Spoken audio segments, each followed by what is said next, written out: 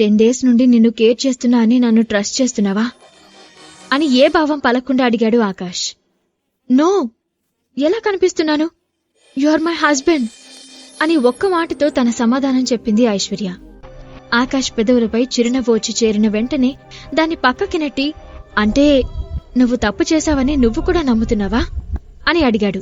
ఆ మాటకి చప్పున ఆకాష్కి దూరం జరిగి, ఏం మాట్లాడుతున్నావు ఆకాష్ అని కోపంగా అడిగింది ఐశ్వర్య. ఇట్స్ ట్రూ ఐషు, వాళ్ళేదో అన్నారని నిన్ను ట్రస్ట్ చేయలేదని 10 days నుండి నిన్ను నువ్వే హర్ట్ చేసుకున్నా. నీకు కొంచెం స్పేస్ ఇస్తే ఆలోచించుకుని నువ్వు చేస్తున్న పొరపాటేంటో తెలుసుకుంటావని వదిలేశాను. బట్ ఇప్పుడు అనిపిస్తుంది నీకు స్పేస్ ఇచ్చి నేను తప్పు చేశానని. నీ మైండ్ మరింతగా పొల్యూట్ అయ్యేందుకు నేనే ఛాన్స్ ఇచ్చాననిపిస్తుంది అని బాధగా అన్నాడు ఆకాష్. ఆకాష్ అని బాధగా అరిచి, నాకీ ప్రపంచాన్ని చూడడం నేర్పించింది మా డాడీ. అలాంటిది ఆయనే నన్ను నమ్మకుంటే నేనిలా కాకపోతే ఇంకెలా ఉండాలి అని తన బాధను అర్థం చేసుకోమన్నట్టుగా అడిగింది ఐశ్వర్య. నమ్మకం? ఇప్పుడేంటి ఐషు, వాళ్ళు ట్రస్ట్ చేస్తే నువ్వు తప్పు చేయనట్లా, లేదంటే నువ్వు తప్పు చేసినట్లా అని స్ట్రైట్ గా అడిగాడు ఆకాష్. ఆ మాటలకు తల దించుకుంది ఐశ్వర్య. లిజన్ ఐషు అని ప్రేమగా ఐశ్వర్య ఫేస్ తన దోసిట్లోకి తీసుకుని, నువ్వేంటో నీకు తెలుసు, నీ క్యారెక్టర్ ఏంటో నీకు తెలుసు. అలాంటప్పుడు మరొకరి ఫీలింగ్స్ మీద నువ్వెందుకు డిపెండ్ అవుతున్నా? ఓకే, వాళ్ళు మన ఫ్యామిలీ కాబట్టి నిన్ను ట్రస్ట్ చేయాలి అనుకోవడం తప్పులేదు. బట్ రేపన్న రోజు బయట ఎవరైనా ఇలాగే నీ గురించి తప్పుగా ఆలోచిస్తే ఇలాగే ఫీల్ అవుతూ నిన్ను నువ్వు హర్ట్ చేసుకుంటావా? Think big Aishu. ఎవరి ఫీలింగ్స్ వాళ్ళవి, అందర్నీ మనం జడ్జ్ చేయలేం కదా. సార్ నిన్ను మిస్అండర్స్టాండ్ చేసుకున్నారు అండ్ సార్ నీ సైడ్ స్టాండ్ తీసుకోలేదు అంటే ఆయన రీజన్స్ ఆయనకు ఉండొచ్చు కదా. అలా అని వాళ్ళు నమ్మిందే నిజమైపోతుందా? నిజం ఎక్కువ రోజుల్లో దాగదైషు. ఏదో ఒక రోజు సార్కి తాతయ్యకి ఖచ్చితంగా తెలుస్తుంది ఈ బంగారు బొమ్మ ఎలాంటిదో. బట్ అప్పటి వరకు వెయిట్ చేయాల్సిన అవసరం ఏంటి? నా ఐషు చాలా బ్రేవ్ గర్ల్ కదా, తనేంటో తాను ప్రూవ్ చేసుకోలేదా అని ఆకాష్ సూటిగా తన కళ్ళల్లోకి చూసి చెప్తుంటే అతని కళ్ళల్లోని ప్రేమకి మాటల్లో ఇస్తున్న భరోసాకి 10 days నుండి అనుభవిస్తున్న బాధంతా దూదిపించేలా ఎగిరిపోయింది. నువ్వేం తప్పు చేయనప్పుడు ఎందుకిలా ఉండిపోతున్నా? నిన్ను నువ్వు ప్రూవ్ చేసుకో ఐషు, అంతేకాని నువ్విలా డిస్టర్బ్ అయితే అస్సలు బాలేదు సన్నగా నవ్వుతూ చెప్పాడు ఆకాష్. ఆకాష్ పెదవుల మీద నవ్వు చూసి చిన్నగా నవ్వింది ఐశ్వర్య. ఐశ్వర్య నుదురుకు తన నుదురు తాకించి, I miss your smile Aishu అని ఎంతో ప్రేమగా అన్నాడు ఆకాష్.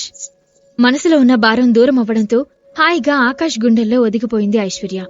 నైట్ డిన్నర్ చేసిన తర్వాత టెర్రస్ మీద ఆకాశంలో అందని జాబులని చూస్తూ నిల్చుంది ఐశ్వర్య. ఐషు అని వినిపించిన పెద్దాయన గొంతుకు వెనక్కి తిరిగి చూసింది.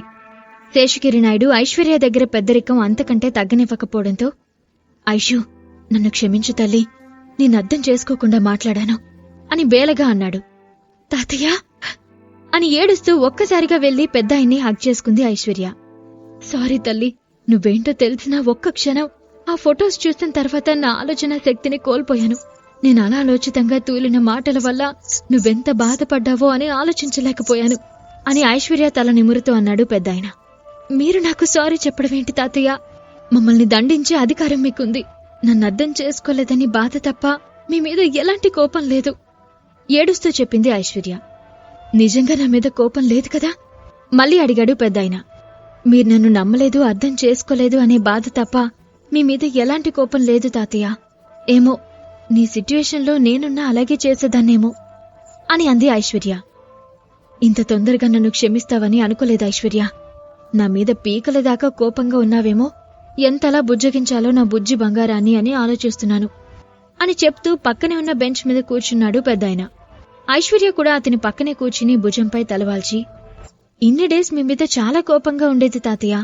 బట్ ఆకాష్ అన్న ఒక్క మాటతోనే మీ మీద ఉన్న కోపం మొత్తం పోయింది అంటున్న ఐశ్వర్య మాటలు అర్థం కానట్లుగా చూశాడు పెద్దాయన.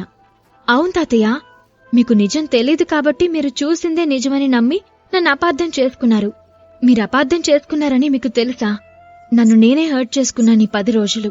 అదే ఆ ఫోటోలు బయటకొస్తే ఈ సమాజం కూడా నన్ను అలాగే చూసేది కదా. అప్పుడు కూడా నేను ఇలాగే ఏడుస్తూ కూర్చుంటే మీరు నమ్మిందే నిజమైపోతుంది కానీ అబద్ధం అవ్వదు కదా అని చెప్పింది ఐశ్వర్య. తను ఎంత మూర్ఖంగా బిహేవ్ చేశాడో అప్పుడు బాగా అర్థమైంది పెద్దాయనకి. సారీ తల్లి మనస్ఫూర్తిగా అనుకున్నాడు. ఇంతలో ఐషు అని గంభీరంగా వినిపించిన వాయిస్ కి భయంతో లేచి నిల్చుంది ఐషు. పవన్ పన్నిన పన్నాగం నెరవేరుతుందా? అతని కుట్రలని ఆకాష్ అడ్డుకుంటాడా? సైలెంట్ అవుతాడా? ఈ ప్రశ్నలకు సమాధానాలు తెలుసుకోవాలంటే నెక్స్ట్ ఎపిసోడ్ వినాల్సిందే. క్రింద ఇచ్చిన లింక్ ని క్లిక్ చేసి పాకెట్ ఎఫ్ఎం యాప్ ని ఇన్స్టాల్ చేసుకోండి. Stay tune to pocket FM.